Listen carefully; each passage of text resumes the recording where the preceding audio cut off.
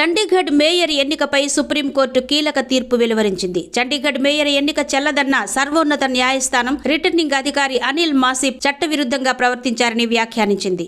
ఈ క్రమంలో ఆప్ కౌన్సిలర్ కుల్దీప్ కుమార్ ను మేయర్ గా ప్రకటించింది. రిటర్నింగ్ అధికారి అనిల్ మాసిప్ తీరుపై ధర్మాసనం ఆగ్రహం వ్యక్తం చేసింది. రిటర్నింగ్ అధికారి ఎన్నికల ప్రక్రియను అపహాస్యం చేశారని CJI justice D Y Chandrachud, justice J B Pardiwala, justice Manoj Mishra నేతృత్వంలోని ధర్మాసనం అసంతృప్తి వ్యక్తం చేసింది.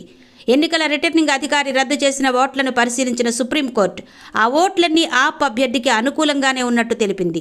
దీంతో ఆప్ అభ్యర్థిని మేయర్గా ప్రకటిస్తూ ఆదేశాలు జారీ చేసింది. ప్రజాస్వామ్య పరిరక్షణ బాధ్యత తమపై ఉందన్న సుప్రీంకోర్టు రిటర్నింగ్ అధికారి అనిల్ మసీబ్పై విచారణకు ఆదేశించింది. 8 ఓట్లను తారుమారు చేయడానికి ఎన్నికల అధికారి ఉద్దేశపూర్వకంగా ప్రయత్నించారని స్పష్టమైందని సుప్రీంకోర్టు వ్యాఖ్యానించింది.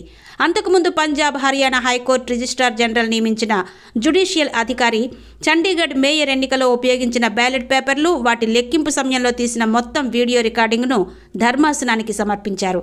ఆ బ్యాలెట్ పేపర్లు, వీడియో రికార్డింగ్ను ధర్మాసనం పరిశీలించింది.